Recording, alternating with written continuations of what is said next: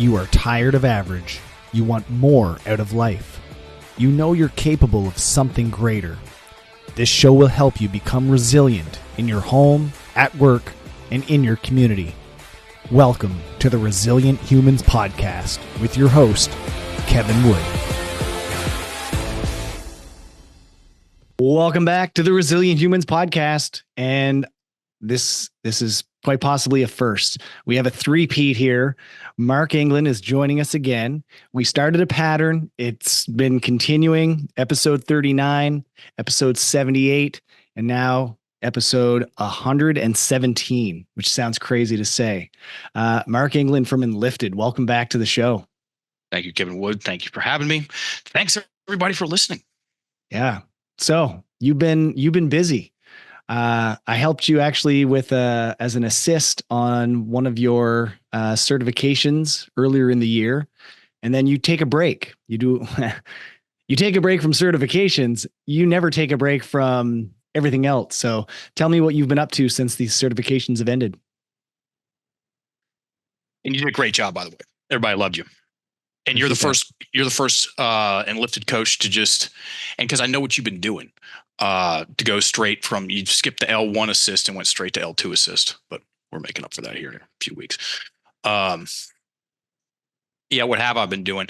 I went on a road trip, 2 cross-country road trips in my beloved, jacked up, but not too jacked up, lifted F-250, Ford F-250 Super Duty truck, and basically did 2 pretzel. I put 8,000 miles on my truck in 7.5 weeks. And we did 17 workshops, and all but one of them were in CrossFit gyms. Beauty. Yeah. And we did the exact same workshop every single time, which was 2 language games to start. Think of it like the warm-up, folks. And then celebrating progress. Celebrating the progress. So here's the gist of it, everybody. People don't write down the scary stories. The stories that happened yesterday or 25 years ago. They keep them in their head and they swirl and they take up a lot of space and they really don't get resolved. They don't get resolved, they get revolved. As in, here it goes again. And people also don't write down their wins. Don't write down any progress that they've made, as in conversational storytelling of what happened and why and what it means and what you thought and what you felt. And what happens there is, oddly enough, the scary, ouchy, painful memories they stay close and loud and big. And then all the good stuff is way far away and, that didn't mean that much. And so what we help people do is take a good look at the stuff they've done well. And it's really cool to watch that happen. It's really, really, really cool to watch that happen because stuff dawns on people, stuff dawns on people, which is the exact opposite of what most people are struggling with in one form or fashion, which is a telephobia, the fear of not being good enough. And then you present some evidence in a case for themselves that they are good enough. Hey, remember the time that you won the race or started the business and made your first $100,000, or the time that it worked out, or the nice things people have said to you. That's where we start with the writing prompts, or the progress. So A to B. And yeah, so we did that. And this does bring up something that I have incorporated very recently into my personal practice with my words, other than the maintenance of my everyday language. So the maintenance of my everyday language is I'm thinking about my thinking, everybody. Alan Watts said it. When you learn to think about your thinking, you become alive in a new way. Most people are not thinking about their thinking. They're just letting the words roll. So other than my everyday practice of observing, thinking about my thoughts, observing what I say, thinking about what I say, thinking about what I write, I'm on day 10. And I'm going to do a win every day for the rest of the year, celebrating a win of some sort, or a person, because you can celebrate other people too. That's really cool. That's a whole other flavor of gratitude. 1 a day for the rest of the year. And I can already tell I've never done that. Me, I've never done that. And that is, I started doing that because of three things. One, that workshop tour that we went on, 17 gyms, six is all but one were in gyms, and we're some good sized gyms, some very notable gyms. And celebrating a lot of wins with a lot of people. And then we rolled right into a level 2 group 13, and there's 21 people on there. And we start off, everybody does a one-on-one session with me celebrating wins. So there's more celebrating wins. Those are two things that got me to go, you know what, dude, you need to do this. And then the third thing was at the beginning of this year, I was just thinking, I was like, man, I wonder if there's anything in those stories that used to terrorize me, stories that I used to terrorize myself with. And so I picked this is in January of this year, I picked the top 15 scariest, worst memories that I had, and I titled them. And then one a day, I wrote them out and 4-stepped them just to see what was in there. And I got to day 6, and there was nothing over a 1.5 or a 2 on the 10-point scale. And I was like, you know what, man, this isn't even worth my time. So I dropped it. And so it's called rummaging, everybody. There's a thing when it comes to personal and professional development. People get stuck in this quote unquote healing trap, or rummaging, where they just keep going into the stuck and suck, trying to find that one little thing that's going to make all their dreams come true. The one limiting belief that I hadn't uncovered yet. Okay, cool. Yeah. Go in there and look at the stuff. And at some point in time, you got to come out and go in a different direction, different and better. And almost always that's, hey, let's talk about the good stuff that's happened to you. Let's just do even better. Let's pick up a pen and write it down. So that's a on topic, relevant, long-winded answer of what I've been doing since those certs, in between certs. And you bought a trailer. I did. How's that going? It's a lot of fun. Yeah. It is over there about 100 yards in the tree line. I'm getting the inverter fixed right now. And so, yeah, it's, I've been sleeping in it every night. No electricity. I've just got a portable fan out there. And so it's just forest sounds. Sweet. Phenomenal. Absolutely phenomenal. We love our trailer. And we go camping so much in the summer, and it's just so nice to just get out and explore different areas. So how many feet? 28. 28. Yeah, I got a 26. When did you get it? 2019, just before COVID. Oh, smart man. Yep. Okay. Very cool. What's your favorite thing about it? I know what the favorite thing is going to be about that. It's the same thing as my truck. I'll tell you what it is, and is the gas. Okay. It sucks the fuel so bad as soon as you hook that up to the truck. It's just being able to go places and spend time with the family, and then like disconnect from the everyday stuff. Yeah. Yeah. And you got all your stuff with you. Yeah. You got all your stuff with you. There's no checking into hotels. That gets old. That gets really old. It's like, and it does. It basically cuts the gas mileage in half. Oh yeah, at least for my truck. Guess just on a since we're talking shop, you know what I did yesterday? I got a 58 gallon tank put in my truck. Okay, so now you don't have to stop at gas stations. Long haul. Yeah, that with the extra tanks I've got on the top, I can go 1,200 miles without stopping. So that's better than most electric vehicles. Oh yeah. You mean an external combustion engine? Yeah. I've heard you say this before, and you kind of led into it. You've said that you like to keep things simple. Oh, yeah. And the Enlifted method itself is rather simple. Why is that preferred over something that's more complex or involved? Because very, very rarely does something complicated fix something that's complicated. Dive into that. What do you mean? Yeah. Most people, the problem with most people's problem is that it's complicated. And so if they want to get clarity and space, those are two words that we use, there needs to be a clarification of the story or a simplification of the story.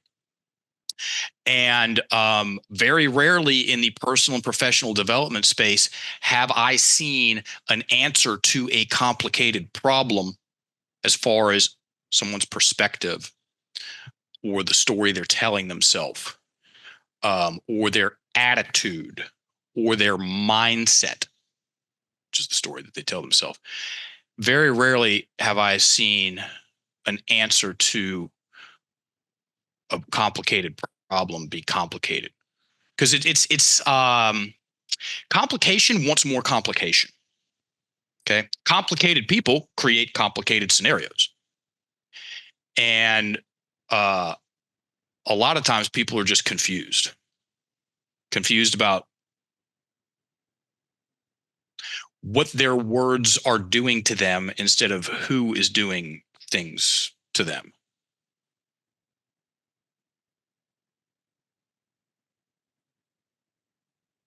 And it's also coming from a simple person. So I'm going to be one of the lowest IQ guys in the room, and I'm historically speaking. I'm looking back at my education and my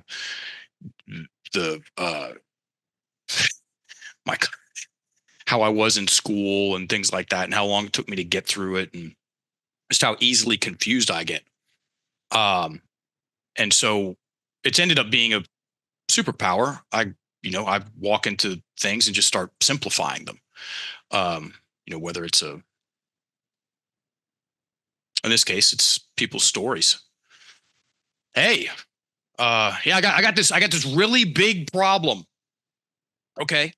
So instead of me engaging in it and saying, tell me everything, I ask them, have you written that down? What do you think the answer to that question almost always is, Kevin Wood? I know you know the answer.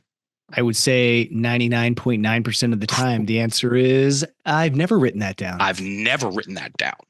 So let's look at that. That is a very simplifying process. A story kept in the head, everybody, is very disorganized compared to once it's written down.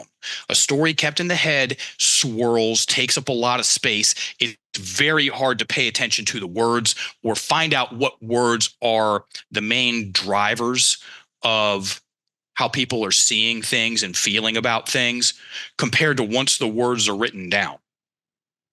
In the head. Yeah, go ahead. I feel like you said this, that when the story's kept in your head, you are both the narrator and the character of that story. And when you write it down, you take one of those roles away. It simplifies it. I've never said that, and I like that a lot. So let's say you just said that. Great. What I've said is, when it comes to stories of ouch and pain and sting and woe that are kept in the head, we're still participating. Okay. We're still in it. And what you want to do is you want to go from the participant, and time doesn't apply to that. You can, that's why you still get hit in the feels so hard, everybody, when you think about the thing that happened when you were 12. Okay. Because in some form or fashion, and I don't understand a lot of this stuff, nor do I need to. I don't need to understand how to build a truck to drive my truck. Okay. When we go from taking that story that just revolves and loops and loops and loops, and it's seemingly infinite. Where does it start? Where does it stop? And we write it down, and now we've externalized it. Now the words are outside of us. And now we can observe the story in a very different way when it's kept in the head. And it starts turning the volume down on things, or at least it puts it in a different perspective. And then from there, you can go about unlocking your breath, because the two main things that are, well, main's a strong word, two givens, almost always givens. It's almost always there. And I'm giving myself some wiggle room, is that when people have a really big problem, The story is kept in the head and their breath is trapped in their chest.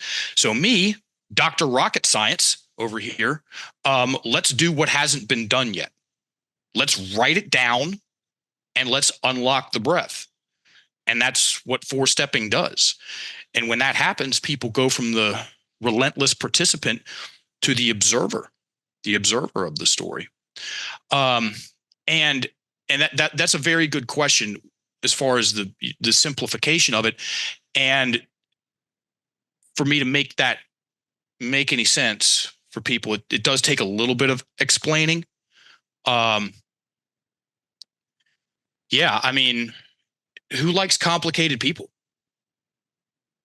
Does any adult over 35 want more complicated people in their life? I saw a graphic. It showed my friend or people that I know graph just kind of shrinking as you age. Yeah, because you're just done with all the BS. Exactly. And what's scary is when you want to be done with your own BS, but you don't know how. Well, okay, if I want to be done with my BS, is that, are things going to get more complicated or less complicated? The more complicated, the more BS. They're in line with each other. Yeah, and so simple is the way to go, man.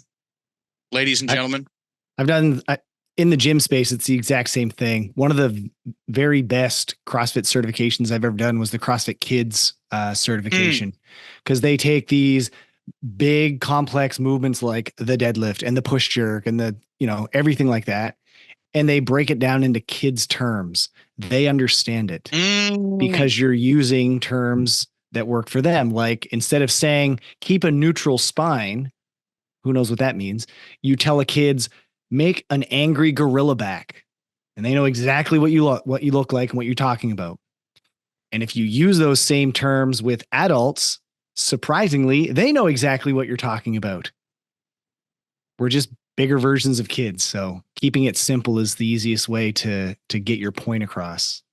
Amen, brother. You're speaking my language. I was an elementary school PE teacher for 5 years before I got into this stuff. And people ask me, yeah. And thank God. People ask me, when did you start focusing on words? And I say absolutely then. Because if you take, and it was over in Thailand, it was at an international school in Thailand, Bangkok, great gig. And if you can take a Indian girl from Mumbai who's been in the country for 3 months, and more importantly, has never seen a Frisbee, and you can take her out to the field and get her throwing a Frisbee in under 5 minutes, then you are good with your words. And so what if I went out there and I started talking to her about the angles and the airflow and the lift and the aerodynamics and like elbow angles and like the different tendons and stuff that are activating in the shoulder, and how you got to get your lat in line with your no. Here it is. Okay. If the Frisbee, if you want it to go straight, okay. And if it's veering to the right, that means you're letting go of it at a like this. If it's going to the left, that means you're letting go of it like this. So let go of it straight. That's when you throw it. And when you catch it, you've got two options. You got little alligators and you got big alligators. And guess where we're starting? We're starting with the big alligators. And so all I would do is I would throw them. I would show them what happens when I throw it to the right, show them what happens when I throw it to the left, show them what happens when I throw it straight, and just line them up. And I'd go bing, bing, bing, bing, bing, bing, bing, and just big alligators. And we would be throwing Frisbees in the first 5 minutes. It's the same thing with kickboxing. I've done that on and on for 28 years. And I can take people that have never kickboxed before and put them in a stance and let them push on my hand so they know what the correct how it feels to make a solid punch. And then they put gloves on and we start going. Same thing with classes, the Enlifted classes. Say, hey, everybody, thanks for coming. Level 1. Wonderful. Get your pen. Here's the definition of the victim mentality. We go right into it. Yeah. So I'm all about the simple things, because that's what makes things easier. Simple also lasts. Correct. It has durability Yes. and sustainability to it. Correct. And after enough, and listen, everybody, do not confuse simple and easy. Correct. Do not confuse those things, because there's some, it takes energy and courage to pick up that pen and write out the worst stories of the divorce that you experienced when you were 8 and 9 years old. Okay. I know of no better way to get them out of your system, and the meaning and how much it traps your breath and dominates your mental real estate than picking up that 600-pound pen and writing it out. It's not complicated to write it out. It's simple to write it out, and it can be harder than it can be the hardest thing someone's ever done, is to go get those. I mean, Jordan Peterson said it: confront the dragon, get the gold. He didn't say confront the alpaca and get the gold. He said confront the dragon and get the gold. He didn't say confront the Labrador and get the gold. He didn't say confront the gopher on the side of the road. He didn't say confront the chicken. Okay. He didn't say confront the smallmouth bass or the donkey. No, the dragon. What's the most scary thing that's ever walked the planet of the earth? Dinosaurs. Those are fucking dragons. Simple and easy are not the same thing. If anyone's listened to any of these episodes before, any of my episodes, they know that I constantly say that easy and simple are not the same thing. Whew. They're vastly different. Yeah. And most of the advice that I give people, whether it's on fitness, nutrition, or mindset, regardless of the realm or the pillar, all the solutions are very simple. Yeah. So I got one other thing I can say on that. Just did happen 3 days ago. Shoot. My one of my nephews walked in, and this was a big weekend for the England family. Here at the farm in Virginia, we got almost everybody here. 16, 17 of us, and we spread my father's ashes. You only do that once. And it was very cool and beautiful and healthy and emotional and celebratory and well thought out, and just the whole thing was very cool.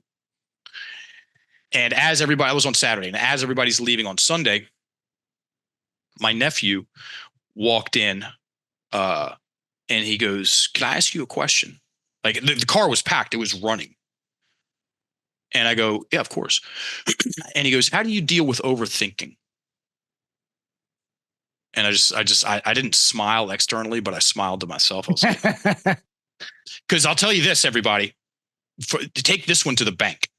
For those of you all that, since you're listening to this podcast and you know Kevin Wood, I'm assuming that you're in this space. You're interested in personal and professional development. It's a completely different animal when someone in your family approaches you about the stuff versus when you approach them about the stuff. So he approaches me, and I smile, and I go, "Tell me more. Overthinking about what?" And he talked about a job that he had taken 2 weeks earlier. And it was everything that he wanted, but for some reason he's overthinking it now and all this stuff. And I go, "Okay, cool. Come here." And I sat him down over the desk, and I gave him a pen and a piece of paper. And I said, "I'm not going to read it. I want you to write down the 10 biggest questions that you have about your life right now." And he did. And it took him 4 minutes. I said, "Now fold that piece of paper up and put it in your wallet. We'll talk later." And I asked him on the way out, I was like, "What happened writing those down?" He goes, "I got a lot of clarity about things." Oh. That, everybody, that's simple. That right there is simple. What would have happened if I had tried to pep talk him? I would have been a smarty pants coach. I would have been smarty pants coaching. Questions. Write your questions down. He had never done that before. And this is awesome, everybody. Look it up. It's called Kindlin's Law. When a question is sufficiently worded and written down, it's half answered. I'm going to say that again. Kindlin's Law. When a question is sufficiently worded and written down, it's half answered. And so what is that going to do? It's going to do what it always does. It's going to get those swirling questions out of his head. Okay. Questions about your life kept in your head. They rarely get answered, and you're going to revisit them over and over and over again. Got them out of his head. They were big and like taking up a lot of space. And now it's on a piece of paper in his wallet. Thanks. And, again, I don't know how the magic works, and I wouldn't want to know because it wouldn't be as cool. He's going to get answers to those. Right? He's going to get answers to those questions. It wouldn't be magic. If you could look behind the curtain and you knew everything, it wouldn't be magical. And he's going to get some answers to those questions, probably sooner than he thinks. And they'll probably be distilled down to 3 or 4 questions that he'll answer over the next 1 or 2 years. The fact that he'll understand that the questions are answerable. Very well said. Because when they're in the head, the answers aren't there because it's just more questions. It's like the marbles in the dryer. They're just constantly wreaking havoc and destruction in your brain. When you write them down, you have the ability to push pause and actually find answers or get answers or receive answers. Yeah. That was the most simple thing I knew to do. And it also turned out to be the most effective. Again, me trying to cheer him up and, rah him.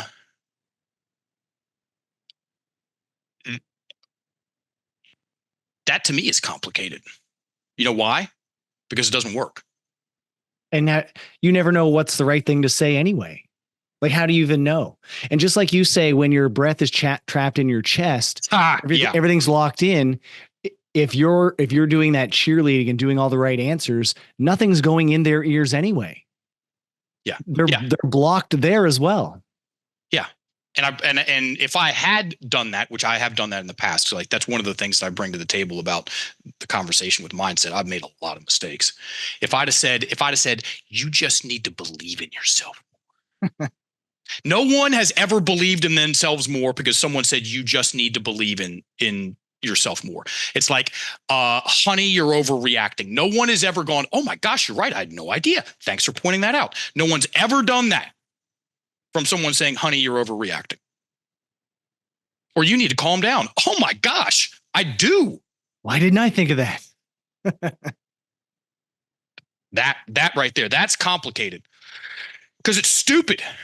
It's stupid to say those things because they don't work. But we keep doing it. So why do you think people are resistant to changing their mindset or working on their mindset? I have this idea that there's kind of like two ways that this happens, but what are your reasons? Well, it's a pain in the ass. It takes a while. And that's another I'm ranting about simple. It's super easy. It's super easy to do complicated. Super easy to do complicated. And once things are complicated, you basically just, put very little thought and attention into something. It's going to be not that well done. It's like a rough draft. It's complicated. Once something is complicated, then everything after that's hard. It takes a while to get things simplified. It's not easy to get things simplified. It's difficult to get things simplified. Ask anybody who's transformed their life from, complicated to simple. It takes a while to go from that to simple. And once you get to simple, everything after that is easy. So there's a lot of elbow grease that's involved. And usually where people start the conversation about working on their mindset or personal development, they have a problem with something. They need some help. They're stuck somewhere. So that initial work is going to be not that much fun. It's like somebody that comes in and they're overweight and out of shape with terrible movement patterns and bad ankles. Okay. Are they going to be having fun for the first 6 months? Not as much as they will when they can actually run and do the things that they're watching everybody else do. Okay. Well, if I see anybody having fun, I just give them a weight vest, and that drops the fun level right down. Yeah, you got me. And then there's secondary gains. Secondary gains. So, what do people secretly get out of having the problem? Because there's trinkets. There's little treasures to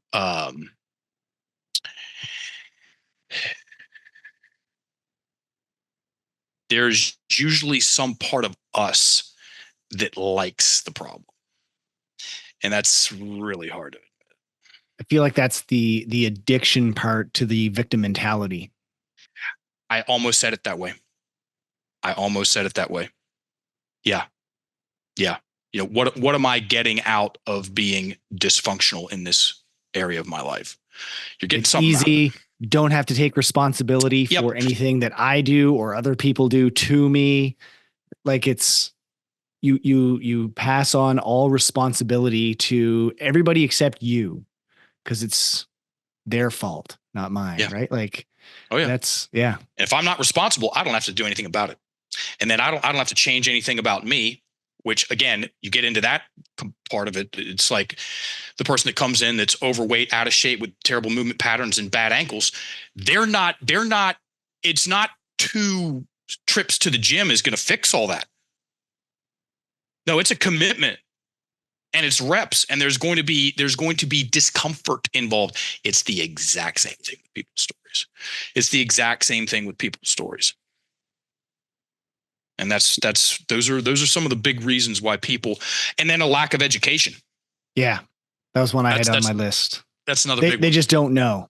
They don't know. And here's the thing. I don't care how much someone is over their bullshit. If they keep using conflict language or the language patterns that script and drive and maintain the victim mentality, because they never learned about this stuff. You definitely didn't learn about this stuff in school. Then I don't care how much someone wants to take responsibility and change their life. If they keep using the words, she did that to me, they're creating the victim villain imagery, and they're getting the stress response, and the breath is trapped in the chest, and very likely it's going to be a revolution, as in it's going to keep coming around again. Personal revolutions are not fun, of the quote unquote negative sort. You can get positive revolutions, as in the things, and then it's really not a revolution, it's a spiral, downward spiral. There are things, upward spirals, everybody. Okay. You get a whole bunch of your areas of your life dialed in that are complementing each other, and you start to ascend. That's called being in the zone. Being in the zone. Yeah, negative. That's also a revolution. You want an evolution. Evolution is where the breath is. Revolution, breath trapped in the chest. Evolution, breath low and slow, and things are different and better. Yeah, and we didn't learn about this in English class. Didn't learn about soft talk or how to stop catastrophizing. Did anybody listening? If you did, message me, please, on Instagram, at Enlifted Coaches. Yes, I did learn about how to stop catastrophizing in high school English class. And that would if you actually learned how to do that, they would have been teaching you what words force you to create catastrophe after catastrophe after catastrophe, whether you like it or not, what words you're using internally and externally. And that's the basis of our business. Enlifted is teaching people about the power of their words and stories. And yeah, I mean, it's just what I'm doing for the rest of my professional time. I like that you said that. It's worth my time. It's fun. Oh yes. It's valuable, and it's very giving when you see. It's not when you see, but it's when you feel the change happen in other people. It's it's like nothing else. I like that you brought up, because that's one of my answers that I wrote down, is why are people resistant to working on their mindset? And it's being scared or fearful of the unknown. Like, what happens when I do this? And it's funny, right? I was leaving the gym today after the noon class, and that crossed my mind. Like, what are people actually afraid of walking through the doors here? And so I took a picture of the door. I just stood outside, right outside the gym, and took a picture of the front door. And I said, that's the hardest part, is walking through. But once you're in, it's not complicated. It's easy stuff, but people build it up in their heads so much. They have all this fear and anxiety and overwhelm of all the what ifs. Well, what if this happens? And what if they look at me that way? And what if I can't do something? Dude, that's not your job. You have one job. It's to walk through the door. Once you're in, it's 100% the coach's job to make sure that you are safe, you are become confident and comfortable in everything that you do here. And the same works for mindset. Your job is to show up. If we have a meeting or something booked, you just show up. We will take care of everything else. We will physically hand you that 600-pound pen. We will give you the sheet of paper. Let's get to work. With you. Let's get to work. Yeah. That's back to the original question. That'd be an interesting title for this podcast. Simple versus complicated. Simple. A simple answer is to walk through the door and keep doing it. Yeah. We had a guy this morning say he hurt his back doing something at home, whatever it was. He woke up and he's like, I don't really want to go because I'm not sure what I'm going to be able to do. And he showed up anyway. We said, let's get through the initial warm up and then see how you feel, and we can chat about it. Warm up went fine. Workout went great. Awesome result. It was a good partner workout. I said, how do you feel now? I'm really glad I showed up. Because that's your only job. Yeah. He sat at home for a moment. I'm glad he caught himself, but he sat at home and was like, well, maybe I don't know. It was that uncertainty. He was scared. Yeah. You show up, we take care of everything else. Complicated is looking at that door and creating a whole bunch of stories about how much better everybody else is and what they're going to think about you, and how you don't deserve to be there, and you're not good enough to be there, and you're not an athlete, and they're all athletes. And if you look at the words, look at how many words would be involved in that second story. Be a lot of words compared to I'm walking through that door. I'm going. See, part B, that's also known, complicated is also known as overthinking. That's underthinking. If you want to get more stuff done and have way better results than 99.99% of the population, underthink shit. Underthink it. It's not easy. It's very easy to overthink things. It's very easy to make huge, big, complicated stories that are blown way out of proportion, and they just go on and on and on in your head. That's the easiest thing in the world to do. Now, what your man did today, that was high level because it was simple and effective. Nobody knows. When's the last time you heard complicated and effective? I've never heard that. That's the first time I've ever thought that. I've never thought about it like that before. I've always heard simple and effective. I've never heard complicated and effective. Peanut butter and jam. They just go together. Forever and always. Can you explain? I've heard you say this before: insecure to confident, confident to comfortable. Yeah, good one. Love this one. Yeah. So most people, whenever they begin something, and it's due to this also brings up the beginner syndrome, imposter syndrome, and then the imposter, because those are three different things too. Most people, when they start something, they have low experience and low skill. Okay. No wonder they're insecure. Okay. It makes sense. Why wouldn't they be? It would be weird if they weren't. Okay. They would actually be, if they had low skill and high confidence, that's the imposter. Okay. More on that in a second. So when people start out low skill, low confidence, and they see other people, and so they're insecure. Of course, I can think of all kinds of stuff that I've started and gotten better at, and sometimes good at, sometimes really good. And when I started, I was very insecure about it. I was like, I don't know what I'm doing, because I didn't know what I was doing, but I kept showing up. And so they look at other people that have more skill, okay, and in turn have developed more confidence, because those two things, they run parallel. Skill acquisition and confidence for most people, 99% of the time. And so they look at everybody and they're like, man, that woman's so confident about whatever. And they're like, wouldn't that be great? And they're right. It would be great compared to insecure. But, and there's something past confidence that you can get to that feels like heaven, because it is. It's comfortable or comfort. Pick anything and show me the best in the world. But show me the top 10 people in the world at it, and they're not confident. Those people are not confident. They're comfortable. They're comfortable. Show me the top 10 MMA fighters. They're not confident.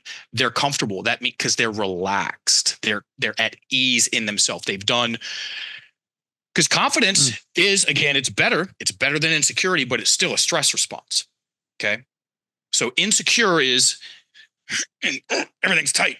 Confidence is like this, like I'm upright and my chest is but the air is still up here. Okay. Comfort is you're breathing low and slow. And as a former amateur MMA fighter with fights and wins and some belts, I can tell you definitively, the last person that you want across the ring from you is the person that's cool, calm, and collected. Okay. Or in tennis, they're out there and they're smooth. They make everything look smooth and easy. That when someone makes something look smooth and easy, that's because they're comfortable. They've done enough to where they've gotten past confident. And most people don't know that that's even an option. And I've been talking about those three things for years now. And I've seen a lot of people have some real light bulb moments going, oh, there's something past that. Oh, wow, cool. If I relax, if I work on your story, it's part of it, and pay more attention to my breath and breathe better while I'm doing what I'm doing, that I'm more confident now than I was when I started about. Oh, by the way, you'll learn faster. Okay. The better you breathe, the faster you learn. The worse someone breathes, the slower they learn. It's called amygdala hijack. It's why, kids, drama is happening at home and their grades tank, because they're stressed out about what's happening at home, and they walk in and their breath is trapped in their chest and they can't pay attention. They can't hear. And then the grades tank, and then there's parent teacher conferences. That's why that is. And so, yeah, know that, just keep going, everybody. Keep showing up and keep working on your breathing. Get your breath low and slow and keep it there. Okay. And think about your thinking, and do some sessions with Kevin about your thinking, because he knows what to do, and watch what happens. You'll like it. And yeah, so there's beginner syndrome. What most people, they think beginner syndrome, they think they have imposter syndrome. They really have a beginner syndrome. Beginner syndrome is low skill, low confidence. You're a beginner. Imposter syndrome is high skill, low confidence. Okay. That's when someone's got all the certifications, but they still feel like they're not good enough. That's coming from your story, everybody. And then the imposter, not imposter syndrome, the imposter is someone with low skill and high confidence. Imposters don't have imposter syndrome. They're not afraid of other people. They're like, they're faking it. And that's, you're talking like psychopaths and shit like that. 3% of the population, it's called ponerology, which is a study of psychopathy. 3% of the population are psychopaths. So that usually doesn't apply to people. But yeah, an imposter is someone who will have a fake doctorate made and open up a plastic surgery studio or whatever those things are called. That's an imposter, or someone that shows up and it's always funny to watch. They're like a sign language person who's not, they don't know what they're doing, but they're signing and no one else knows, because how many people actually pay attention? It's a whole dumb thing, but there's been like some of those on the news recently. Yeah. Seen them at like court cases and stuff. Yeah. They're imposters. Okay. They're not afraid of, they don't have imposter syndrome. They have no skill and high confidence. So that little bit of clarification, everybody, makes things simpler in your head about what you're feeling and why and where you can go if you keep showing up. Start and keep going. Start and keep going, man. Rafi Frankel. Now, Dr. Rafi Frankel is a tenured professor. Where'd my spoon go? He's a tenured professor at Georgetown. He might have moved to Singapore already. Doesn't matter. Smart guy. I lived with him in I lived with him in Bangkok. He was one of my roommates. And I go, buddy, because he was a very successful guy. As in, he did what he wanted to do well, and valedictorian of his high school, valedictorian of college. And I go, buddy, what's your secret? And he goes, oh, I just show up. I just keep showing up. And I go, okay. I didn't have any other questions. It was a very simple answer. And I go, I got the memo. All you need. That's all you need. I feel the same way with podcasting. As you were describing it, like being insecure, I think back to like episodes 1 through 20. Yeah. Like, what was I doing? How were people listening to this? It doesn't make any sense. And then now, man, if like Joe Rogan said, hey, do you want to do a podcast with me? I'd be like, okay, cool. Let's go. You know, I have no issues. Everybody. It's so that's comfort. That's comfort. It's so wonderful of a place to get yourself. Okay. Because one, it's a wonderful feeling. Like when I do coaching sessions, I'm completely comfortable. When I'm teaching class, I'm completely comfortable. This is my 429th podcast. Completely comfortable. It's a great feeling. It's a very interesting, and to get there, it's going to take reps, of course. So you get to know yourself in a very interesting way. What was I going to say about that? I was going to say something important, or at least I think I was. Reps. I was going to say preparation is a huge aspect. You get yourself where you're hanging out between confident and comfortable most of the time. And you will be opportunity prone. Okay. It's really hard to see opportunity when you're hanging out in insecure land. Okay. Get yourself comfortable and you know, hey, Joe Rogan here. Want to come on the show, Kevin? Yeah, of course. And guess what? Was that answer complicated or was it simple? No, most people die a miserable death because of complication. Look at just surgeries. I didn't even say it like that. Like I was talking about people's stories. Does anyone want someone to walk out of a waiting room or a doctor to walk in the waiting room and go, there have been complications? I wouldn't want to hear that. No, everything went great. It was a simple procedure. It was nice. Nice. It was a simple procedure versus there were complications. There are complications. That means you're in deep shit. If your stories are complicated, I mean, like, it's going to take up your time. It's going to drain your gas tank. They're boring too. Let's just talk about that. They're boring. Complicated stories are boring. It's true. They're definitely hard to follow. Yeah, it's like somebody that just tells you all the details about every single little thing. Voltaire said it, the French politician. He said, the secret to being boring is to say everything. Who everybody has influences in their life. What or who has influenced you in order for the Enlifted Method to be created? I've heard you say a few over the years, but uh, countless, directly and indirectly. My father used to refer to himself as a simple man, and I initially judged him because of that. I thought it was derogatory in one sense. But then I grew up and realized what he was actually talking about.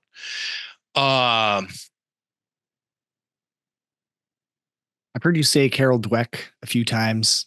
Gotcha. Okay, so you want those, and I'm sure there's tons of personal people as well, right? Yeah, there's been a lot of spooky synchronicities. I chalk this one up to fate, like the fact that this is happening. I'm using the word seems. It seems like I didn't have a choice. Negation acknowledged. Like when it was like, and I hear the soft talk. It was like life was like, all right, dude, we're gonna get you into this space one way or another, and you can walk, you can be dragged, you can be dynamited, series of car crashes, like, but you're like, you're going to do this one way or another. So directly when it comes to work that has influenced the Enlifted Method, I met and trained with 8 of the 9 founders. One guy was a writer of the systems that most impressed me at the time that I knew about. There's all kinds of great stuff out there that I don't know anything about as far as personal and professional development is concerned. Gary Craig, EFT, Richard Bandler, NLP. And this was all in a short period of time.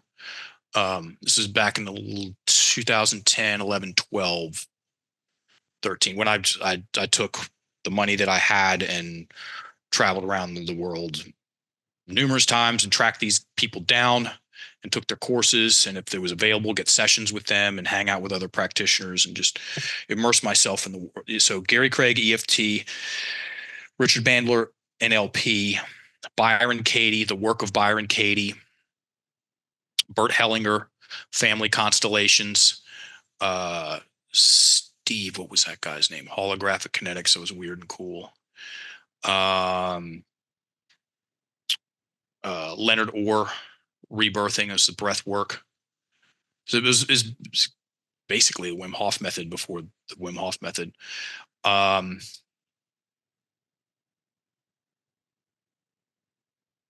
Stuart Wilde. You mentioned that one before. I watched a few videos from that. One of my all-time favorite writers on metaphysics. I hung out with that guy for a weekend, and that's exactly what it was. Mind Power by John Kehoe. I did not get to Mind Power by John Kehoe. And then who was that other one? I'm missing one. It doesn't matter. And so I started coaching full time in 2017. And after doing it for 3 years, I was like, this is cool. and I want to go study with some people. So I did. And then after 2.5 years of that, I go, okay, cool. I've popped the hood on enough stuff. I'm not going to study with anybody. I'm not going to read a freaking book. I'm not going to read a book. I'm not going to listen to anything about anything when it comes to this stuff. And I'm just going to crush sessions. My sessions will be my lessons. And I did that for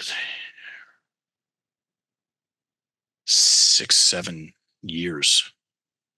And the core of the Enlifted Method came out of that, which is 4-stepping stories. I didn't see that anywhere else. And it's still evolving, because since I did my level 2 and then the level 2 that I was an assist, there was evolutions to what we had gone through.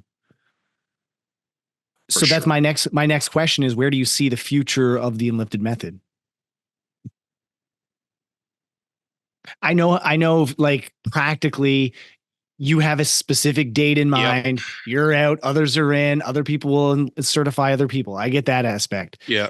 Up until that point, how do you see the evolution? We're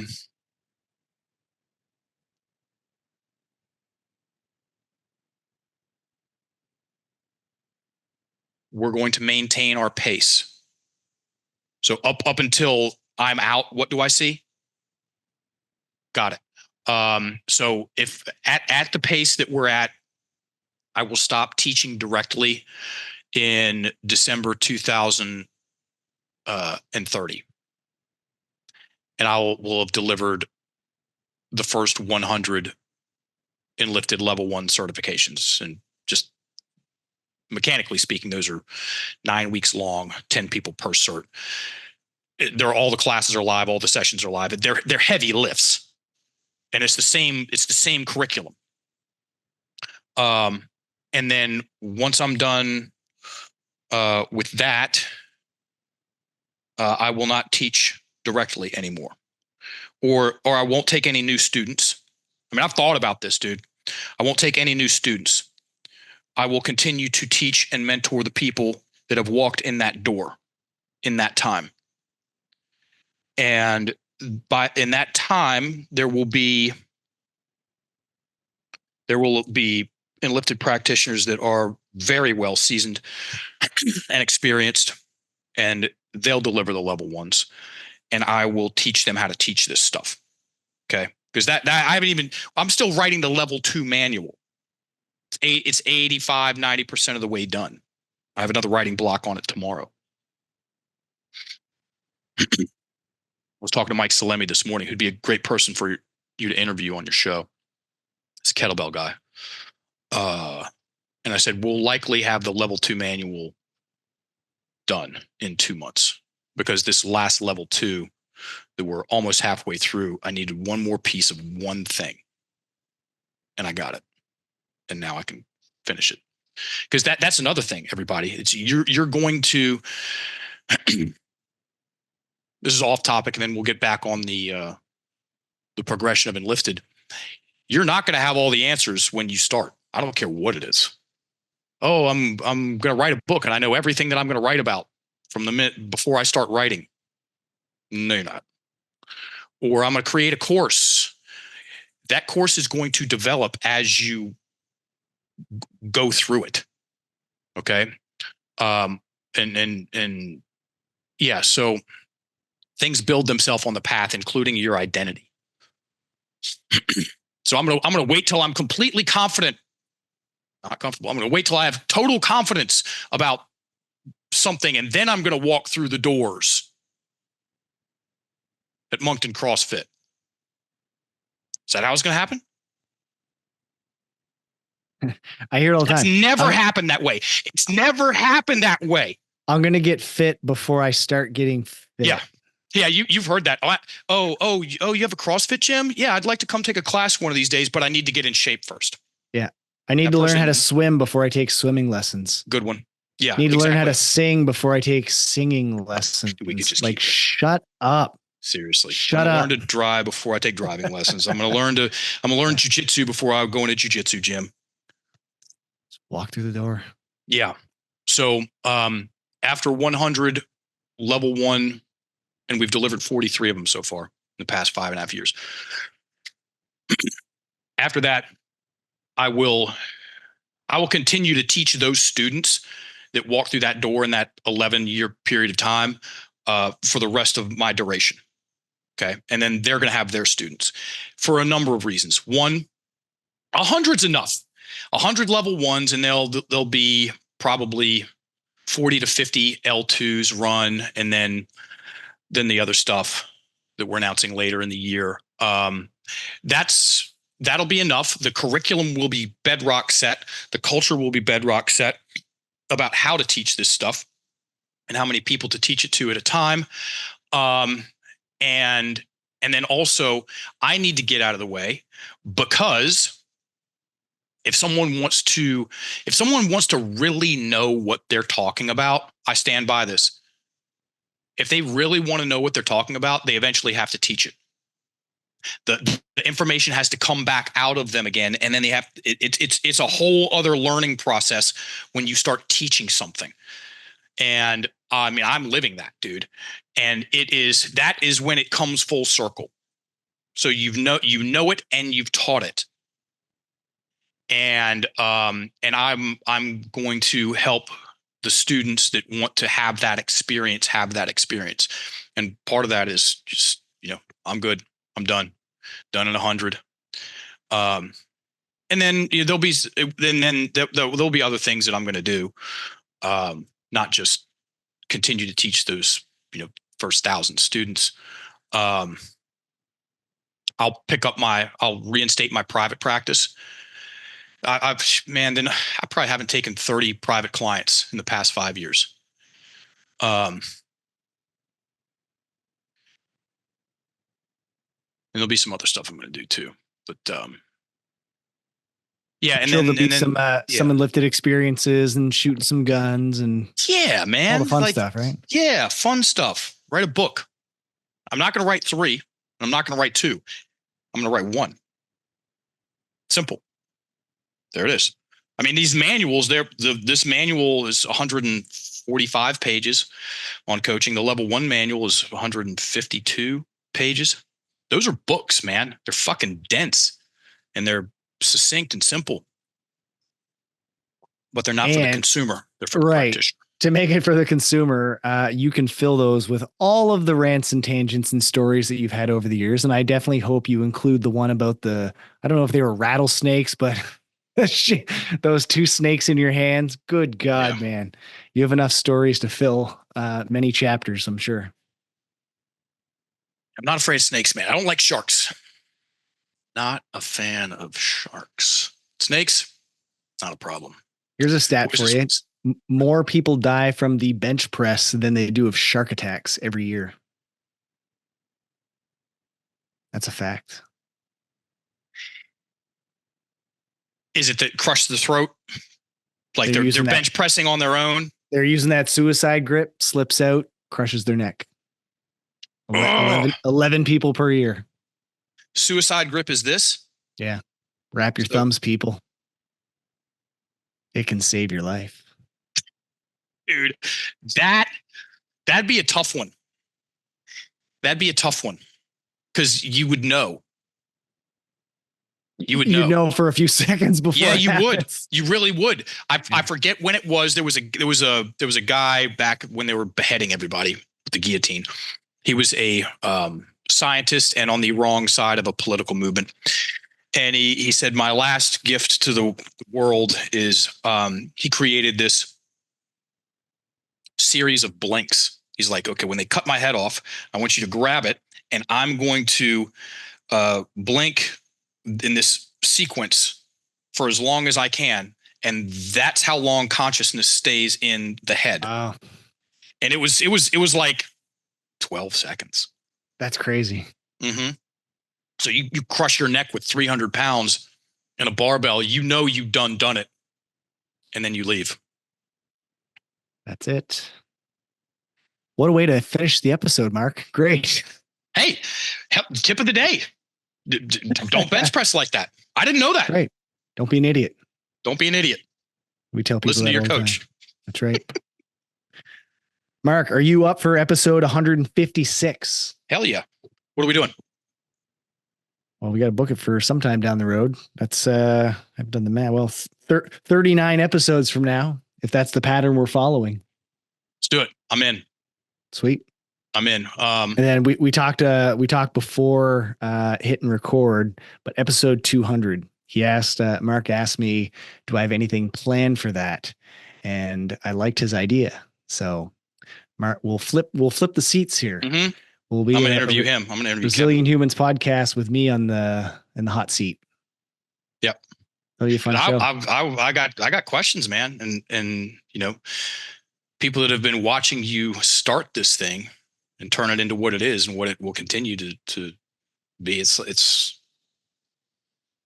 a valuable lesson, and people don't need that many examples of people doing stuff like that in their life. Just a handful of people, and they go, "Oh, well, maybe I could do something like that too."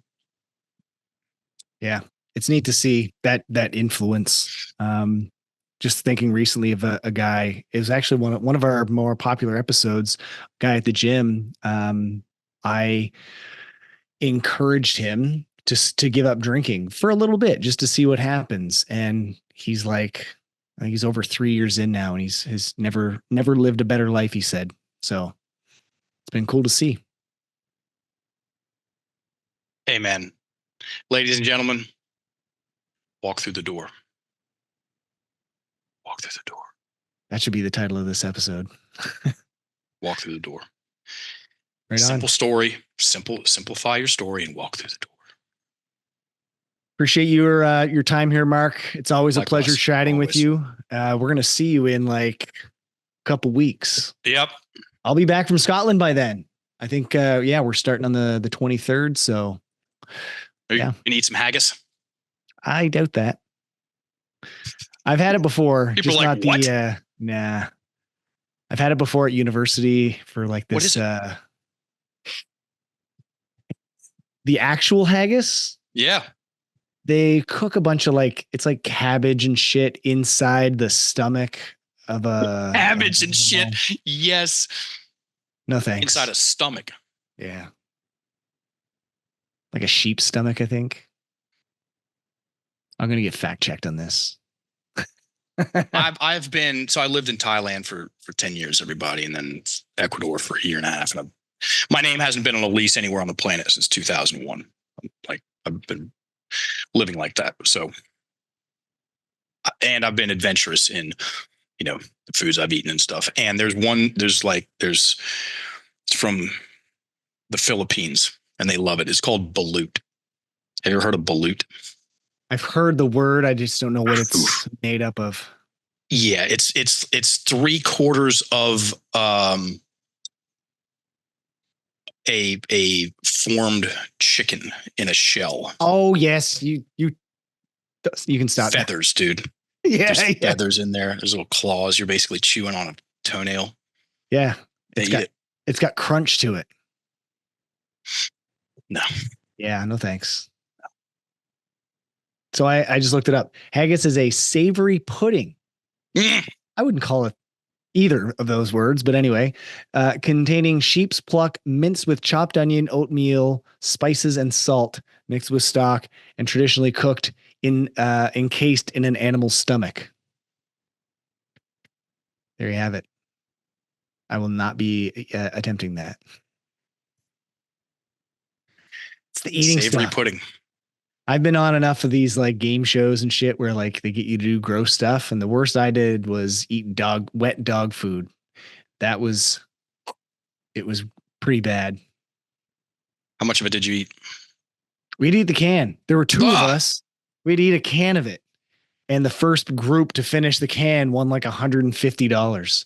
I will tell you now, it is not worth it. And I will do almost anything for $20. That is one I will never repeat. Not worth it. I'm right there with you. We're 3 for 3. Interesting shows. Yeah, man. They always are. Yep. And they just always will be. I've been called a lot of things in my life, Kevin Wood. I've never once been called boring. With that, we'll end it. Thanks for listening. Resilient Humans Podcast. We'll see you next time. Thanks for listening. If you enjoyed this episode, please share it with others or leave a rating and review. To catch all the latest episodes, be sure to subscribe, and I'll see you next time.